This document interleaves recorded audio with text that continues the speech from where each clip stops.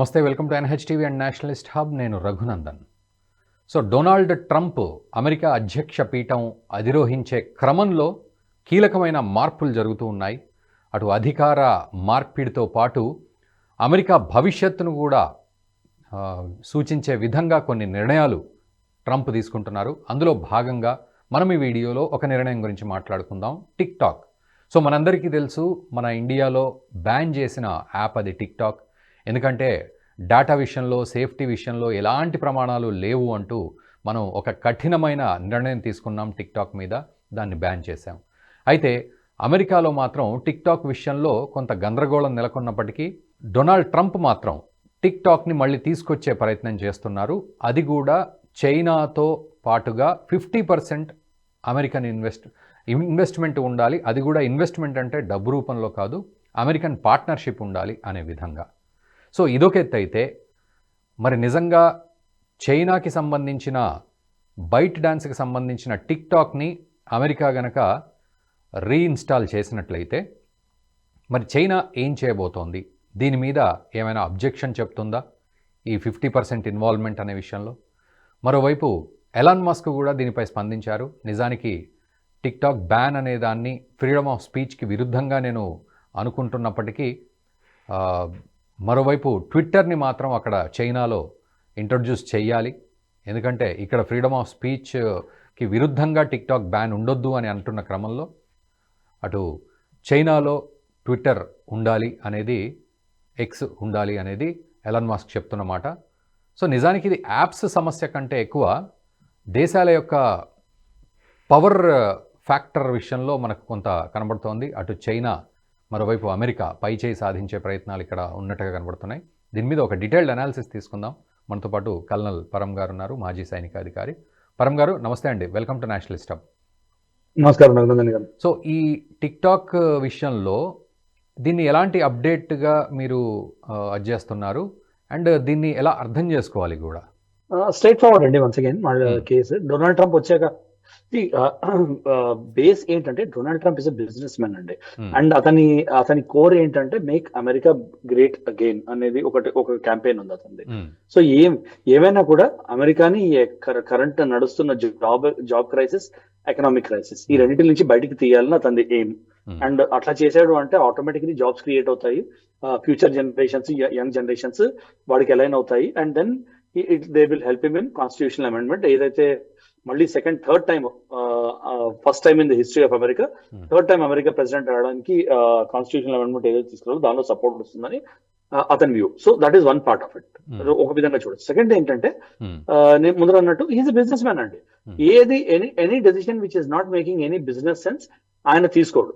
And secondly ఏంటంటే, Elon Musk is a very close, clear గా చెప్పాడు గవర్నెన్స్ లో ఎలాన్ మస్క్ ఇన్వాల్వ్ అయి ఉంటాడని. అండ్ ఎలాన్ మస్క్ ఇప్పుడు ఏమవుతుంది, టిక్టాక్ 50% అమెరికన్ పార్ట్నర్షిప్ అంటే మెల్లగా ఎలాన్ మస్క్ తీసుకెళ్లి సప్లాంట్ చేస్తాడు దాని దగ్గర. చేసిన తర్వాత ప్లాన్ ఏంటంటే ఎలాన్ మస్క్ లేకపోతే వాళ్ళతో ఎలాన్ బిజినెస్ మెన్ తీసుకెళ్లి సప్లాంట్ చేసి ఏం చేస్తారు, డేటా ఓనర్షిప్ ఇది తీసుకుంటారు, గ్యారంటీ తీసుకుంటారు.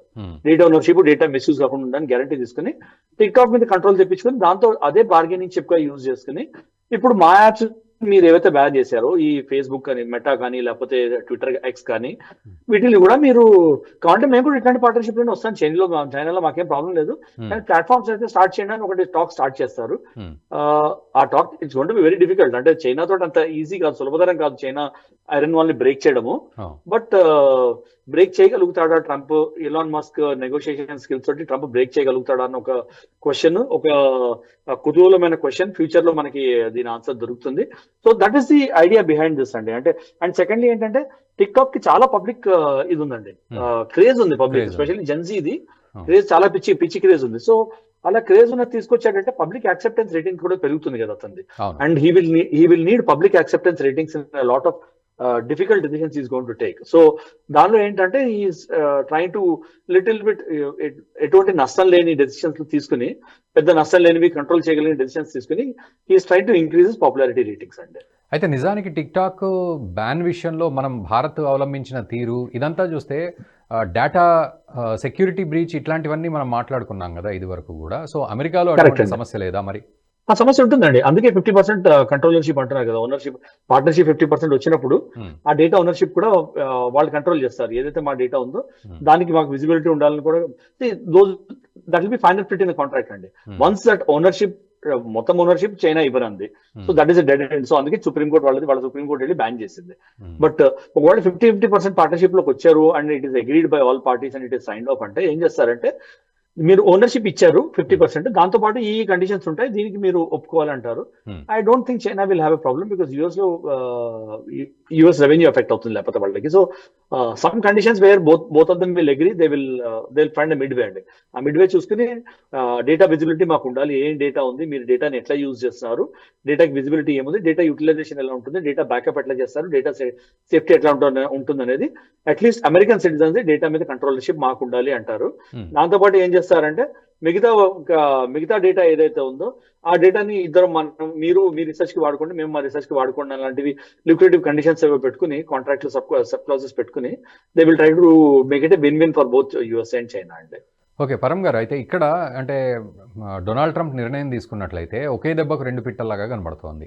ఒకటేంటంటే చైనా యాప్లో 50% America partnership, so that business పోకుండా ఉంటుంది, జాబ్స్ ఉంటాయి అనేది తను చెప్తున్నమాట. రెండోది ఎక్స్ చైనాలోకి ఎంటర్ అవ్వడానికి కూడా చైనా ఒప్పుకోకుండా ఉండలేని పరిస్థితిలో ఉంటుంది.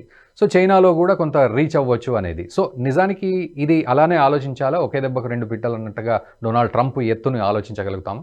ఎస్ అండి, సర్టన్లీ. మీరు ఏమవుతుందంటే, మేము ఇది ఇచ్చాము, బ్యాన్ రివర్స్ చేయించడానికి మేము మీకు హెల్ప్ చేసాము, మీరు కూడా మాకు కొంచెం అట్లీస్ట్ మా యుఎస్ కంపెనీస్ యాప్స్ మాత్రం మీరు అలౌ చేయండి అన్న ఒక బార్గెనింగ్ టేబుల్ మీదకి వెళ్ళొచ్చు వీళ్ళు. Communist party, Chinese communist party ఒప్పుకుంటుంది అనేది different, that is one exciting question అండి. ఒప్పుకోవడానికి వీళ్ళు ఎట్లాంటి బిజినెస్ డీల్స్ ఆఫర్ చేస్తారు, ఎట్లాంటి కండిషన్స్ అగ్రీ చేస్తారు, ఎట్లాంటి బిజినెస్ డీల్స్ వీళ్ళు ఆఫర్ చేస్తారు అనేది it's going to B exciting to watch in future అండి. బట్ నా ఉద్దేశంలో ఇట్స్ గోయింగ్ టు బి చాలా కష్టమైన నెగోసియేషన్ ఇది. బట్ చూద్దాం ఏం జరుగుతుందో. బట్ సర్టన్లీ ఆ పాయింట్ మాత్రం తీసుకోవడం మాత్రం ఇట్స్ ఎ ఫోర్గ్రౌండ్ కంక్లూజన్. అంటే మనం దాని మీద డిబేట్ చేసుకునే ఇదేం లేదు, గ్యారంటీగా మాట్లాడతారు. ఎలాన్ మస్క్ సర్టన్ గా వెళ్ళి మాట్లాడతారు, బాబు మీరు ఈ గవర్నమెంట్ రాగానే ఫస్ట్ స్టెప్ మేము మీకు మీ బిజినెస్ కోసం ఫేవర్ లో తీసుకున్నాము, ఇప్పుడు మా బిజినెస్ ఫేవర్ లో మీరు కూడా డెసిషన్స్ తీసుకోండి, మాకు కూడా హెల్ప్ చేయండి to get some foot hold in China అని అడుగుతారు క్లియర్ గా. మీ డేటా మీరు పెట్టుకోండి, మాకు అవసరం లేదు, మీ డేటా మీరు పెట్టుకోండి, మాకు జస్ట్ క్లయింటెల్ ఇవ్వండి, మాకు జస్ట్ యూజర్షిప్ ఇవ్వండి, మాకు జస్ట్ వ్యూవర్షిప్ ఇవ్వండి అని అడుగుతారు. So I think it's not going to B, అయినా కూడా చైనా ఐరన్ కర్టన్ లోకి అలౌ చేయడం అనేది చాలా పెద్ద విషయం. అది ఇప్పటిదాకా చైనీస్ హిస్టరీలో జరగలేదు. అలాంటిది జరుగుతుందా అంటే వేచి చూద్దామండి, let us wait and see. అంటే చైనా తరఫు నుంచి చూస్తే కూడా ఇది వాస్తవానికి ఒక యాప్ సమస్యనో సోషల్ ప్లాట్ఫామ్ సమస్యనో లాగా లేదు, ఇక్కడ ఈ పవర్ షోయింగ్ ఫ్యాక్టర్ లాగా కనబడుతోంది అని అనిపిస్తోంది. సో మీరు బిజినెస్ మనీ అండ్ పవర్ అండి. Business money and power. Obviously data controllership is there, data controllership will be there. So data controllership, so that is power kada, data is power. And ఆ data మీద ఎవరిది కంట్రోలర్షిప్ అనేది, ఇప్పుడు చైనాకి USA వాళ్ళ data వచ్చిందంటే చాలా ప్యాటర్న్స్, చాలా యుఎస్ వాళ్ళ రిలేటెడ్ డేటా దొరుకుతుంది. ఆ డేటా దొరకకుండా వాళ్ళు బ్యాన్ చేశారు. ఇండియా కూడా అదే చేసింది, మా కంట్రీలో మీకు విజిబిలిటీ ఎందుకు, చాలా విషయాలు కూడా వస్తాయి దాంతో నేను పోస్ట్ చేసే వాళ్ళు లొకేషన్స్ ఎక్కడ ఉన్నాము ఏంటనేది చూడకుండా కూడా పోస్ట్ చేస్తారు, దాంతో చాలా సెక్యూరిటీ రిలేటెడ్ డేటా కూడా రావచ్చు. సో అది లేకుండానే ఇండియా ముందు జాగ్రత్త చర్యగా బ్యాన్ చేసింది. ఇప్పుడు యూఎస్ఏది కూడా అదే అవుతుందని యూఎస్ఏ వాళ్ళు బ్యాన్ చేశారు. సో ఇప్పుడు ట్రంప్ ఏమంటాడు, మేము మీకు ఆపర్చునిటీ ఇచ్చాము, డేటా మాకు ఇచ్చేయండి అంటాడు. సో డేటా ఇస్ పవర్ అంటే, సో ఆ పవర్ కోసమే ఈ స్ట్రగుల్ అంతా. సో ఫైనల్గా పరం గారు, ఎలా సార్ట్అవుట్ అవ్వాలి అనేది మీ అంచనా ఉంటుంది? అంటే ఒప్పుకోవడమా చైనా, ఒప్పుకోకపోవడమా, ఏది బెటరు, ఏది కరెక్టు? నన్ను ప్రెడిక్ట్ చేయమంటే చైనా ఒప్పుకోదండి. Traditionally China will not accept such deals. కానీ మీరు ఇచ్చారు, మీ కంట్రీలో మీరు పాపులారిటీ కోసం మీరు ఇచ్చుకున్నారు, అలానే మీరు మా కంట్రీలో మేము మా పాలసీని చేంజ్ చేయాలంటే కుదరదు కదా. మాతో కన్సల్ట్ చేస్తే మీరు ఆ డెసిషన్ తీసుకోలేదు. అప్పుడు నేను ఒప్పుకోనంట ట్రంప్ ఆల్రెడీ ఆ మాట కూడా అన్నాడు. ఒకవేళ ఒప్పుకుంటేనే $millions చేసినట్టు, ఒప్పుకోకపోతే నథింగ్ అని. సో అదే అంటున్నా కదా, చైనా ఒప్పుకోవడం మాత్రం చాలా కష్టం అండి. So let us see how they handle it. Elon Musk lead చేస్తాడు దీనిలో. Elon Musk and some business tycoons are close to Donald Trump, వాళ్ళు లీడ్ చేస్తారు ఈ నెగోసియేషన్స్. అవి ఎలా జరుగుతాయి చూద్దాము. చైనా కొంచెం లీవే ఇచ్చిందంటే మాత్రం, కండిషనల్ లీవే ఇచ్చిందంటే మాత్రం మిగతా యాప్స్ ఎందుకు రానిలేవు అనే ఒక క్వశ్చన్ కూడా వస్తుంది. మరి అది ఎలా ఆన్సర్ చేస్తారు అనేది వాళ్ళు ఫిగర్ అవుట్ చేసుకుని only then they will enter into this deal అని నా ఉద్దేశం అండి. థ్యాంక్ యూ వెరీ మచ్ పరం గారు. Thank you very much. Okay thank you. So అది పరిస్థితి. మొత్తానికి ఒకే దెబ్బకు రెండు పిట్టలు అన్నట్టుగా ఉంది సిచ్యువేషన్. ఒకవైపు టిక్టాక్ యాప్ని బ్యాన్ చేయము, దాన్ని పోస్ట్పోన్ చేస్తున్నాము అంటూ 50% ఇన్వెస్ట్మెంట్ అంటే 50% పార్ట్నర్షిప్ మాదే ఉండాలి, టిక్టాక్లో అమెరికాదే ఉండాలి అని డొనాల్డ్ ట్రంప్ చెప్పడం అయితే జరిగింది. సో దట్ జాబ్స్ వస్తాయి, బిజినెస్ అవుతుంది అని. అట్ ద సేమ్ టైం అటు ఎలాన్ మస్క్ కూడా ఇది బ్యాన్ చేయడం కరెక్ట్ కాదు, అండ్ ఎక్స్ను కూడా అంటే ట్విట్టర్ని కూడా మనం చైనాలో ఇంట్రడ్యూస్ చేయాలి, చైనా దీనికి ఒప్పుకోవాలి అనే ప్రపోజల్ తీసుకొచ్చారు ఆయన. సో ఇటు టిక్టాక్ అమెరికాలో ఉండాలి, అటు ఎక్స్ చైనాలో ఉండాలి అనే ప్రపోజల్స్ ఇప్పుడు ఉన్నాయి. మరి చైనా ఒప్పుకుంటుందా దీనికి? ఎందుకంటే చైనా ఒక కమ్యూనిస్ట్ దేశంగా కావచ్చు, ఒక ప్రత్యేకమైన దేశంగా తనను తను భావించుకొని వేరే యాప్స్ని కానీ వేరే ఫైర్ వాల్స్ని కానీ దేన్ని కూడా అంటే ఏ రకంగా చూసినా కంప్లీట్ చైనాకి సంబంధించిందే ఉంటుంది వ్యవస్థ.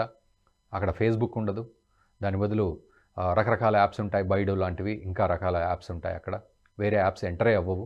అట్లాంటిది ఈరోజు ఈ ప్రపోజల్ని చైనా ఒప్పుకుంటుందా లేదా అనేది కీలకం. అండ్ ఒకవేళ ఒప్పుకుంటే కొత్త ఫార్ములా క్రియేట్ అవుతుంది, ఒప్పుకోకపోతే మాత్రం టిక్టాక్ని కూడా ఒప్పుకునే పరిస్థితి అమెరికాలో ఉండదు.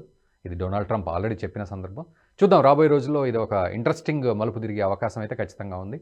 మీరేమో ఎక్స్పెక్ట్ చేస్తున్నారు టిక్టాక్ విషయంలో అనేది కామెంట్ చేయండి, అండ్ ఈ వీడియోని మీ మిత్రులకు కూడా షేర్ చేయండి. Thank you very much. ఈ వీడియో మీకు నచ్చినట్టయితే లైక్ చేయండి, 10 మందికి షేర్ చేయండి. అలాగే కామెంట్ల రూపంలో మీ అభిప్రాయాలను మాతో పంచుకోండి. Nationalist hub group of channels ను సబ్స్క్రైబ్ చేసుకుని తెలుగునాట జాతీయవాద జర్నలిజాన్ని ప్రోత్సహించండి. ఈ వీడియో కింద ఉన్న బెల్ ఐకాన్ పై క్లిక్ చేయడం మర్చిపోవద్దు.